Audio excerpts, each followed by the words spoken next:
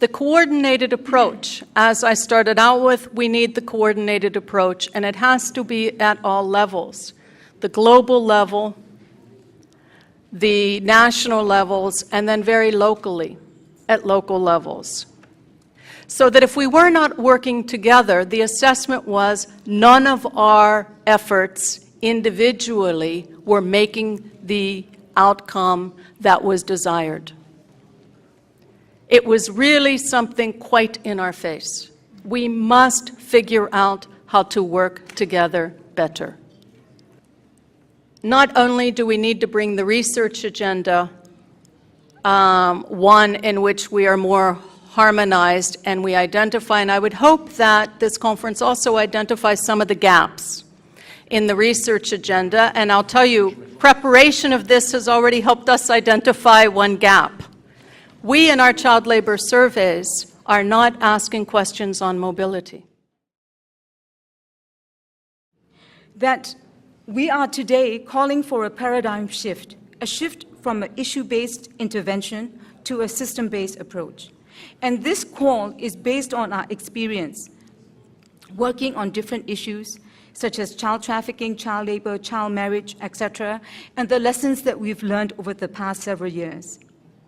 However, I would like to say that this does not mean that the work we have done in each of these issue areas, such as standards of protection for child victims of trafficking, is no longer relevant. It does not mean that the previous work we have done in inter-country adoption, in alternative care for children in IDPs, that these issue-based approaches, it doesn't mean that they are no longer relevant.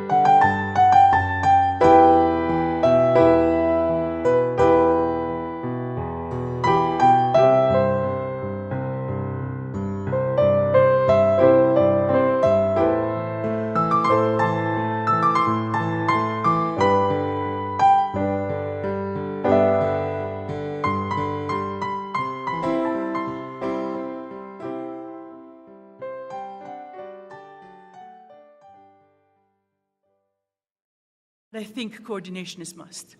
There is always competition, but never coordination.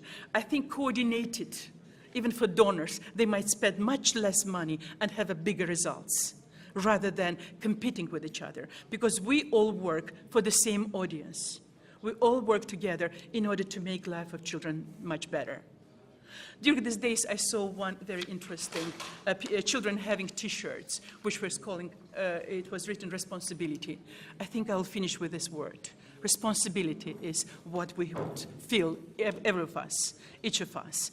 So I think I would finish with that. Thank you.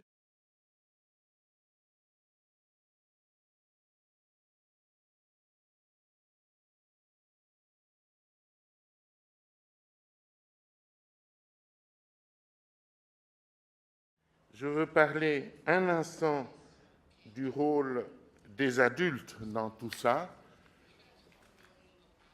Alors, on disait hier ou avant-hier dans l'atelier, si au lieu de dire les enfants participent à nos actions, à nos choses, à nous comme adultes, on se mettait un tout petit peu dans la perspective de qu'est-ce que nous pouvons faire, nous, pour participer à leurs actions, à leurs initiatives. Quel est le rôle qu'ils nous donnent? Ouais, oui, je vais arriver. Non, reste tranquille.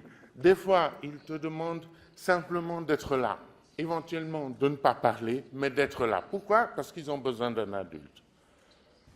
il y a, au fond, ce que je disais tout à l'heure pour les parents, c'est valable, surtout, nous devons les encourager. Ils ont plein d'idées, ils ont plein de choses, nous devons les encourager. C'est ça notre rôle et qu'on doit être capable de l'assumer. Je vous remercie. So let me make some solutions, or let me make some general suggestions about how I think we might move forward. One, I think, is that we need to move beyond the assumption that progress is simply going to come from making the problem visible. I think we've done that.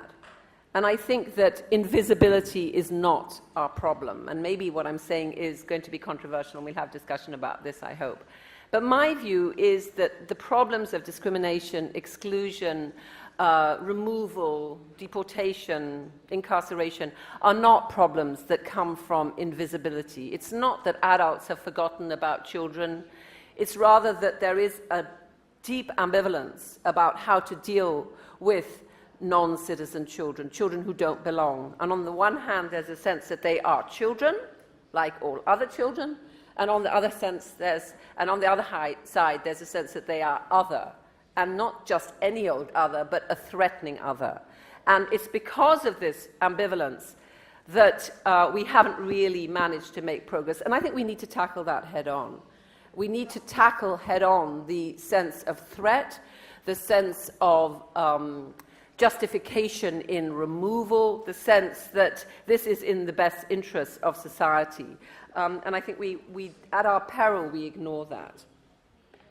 So my first point really is let's move beyond a concern with invisibility. Let's take as given that many policymakers now know that children migrate with and without their families. And let's see how we address some of the punitive policies that are in place.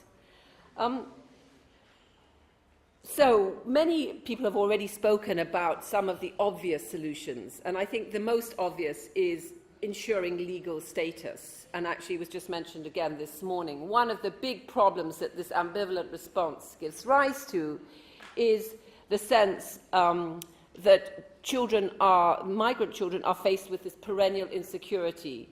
Their irregular status is never fully corrected unless, for example, they get asylum. Even if they get a humanitarian leave, typically it expires at 18. And so there's this sense of permanent impermanence, this sense that something bad is going to happen, which of course militates against all sorts of more constructive integrationist approaches. So legal status, of course, is the first requirement. And I think that we could maybe as advocates, children and adults, be more aggressive about the insistence on legal status for irregular children. I think there are many good arguments that maybe we haven't used enough. One is, if you really want to use the arguments about trafficking and child exploitation, what better strategy for freeing children from the clutches of traffickers than to give them a legal status where they actually have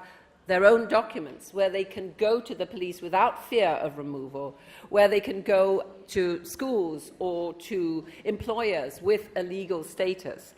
Isn't that a very good argument? And I don't think we've used that enough. So even if we're simply talking in instrumental terms, legal status has a lot to recommend itself.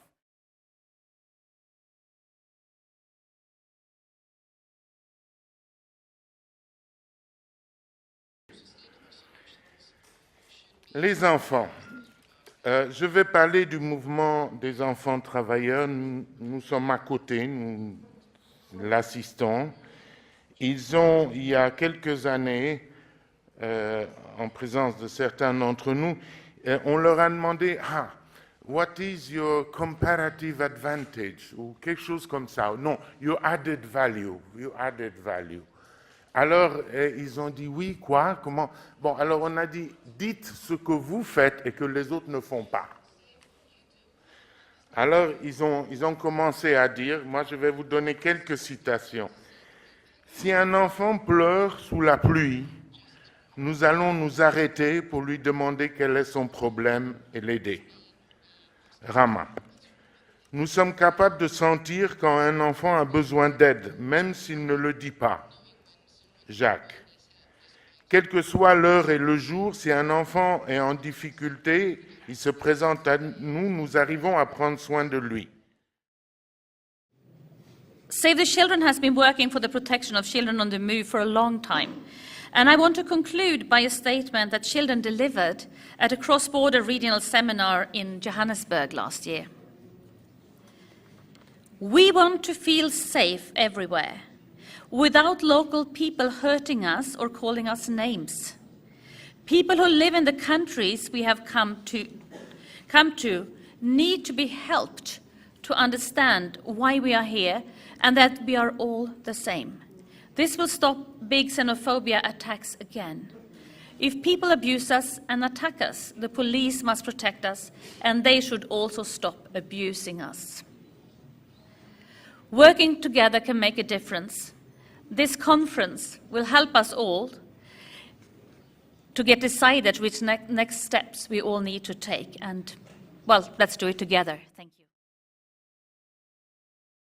How do we actually reach the informality of child-led movements with the formality and the bureaucracies of our own organizations? And I think here the key element is trust.